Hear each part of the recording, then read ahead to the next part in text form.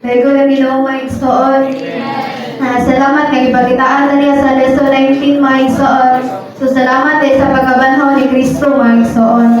So salamat sa Ginoo maigsoon, the living one, and I become dead, and behold I am living forever and ever. So salamat sa Ginoo maigsoon nga sa pagkamatay ni Kristo maigsoon na batunan na to niyang kinabuhi maigsoon. So salamat sa Ginoo maigsoon nga God vindicated Christ's crucifixion after raising him from the dead maigsoon. So salamat sa Ginoo maigsoon nga salamat sa Ginoo nga salamat sa iyong pagkamatay maigsoon nga Lord Jesus. Romans 4:25 says that Christ was raised because of our justification and from our salvation. So, the primary thing that we believe are Christ's resurrection.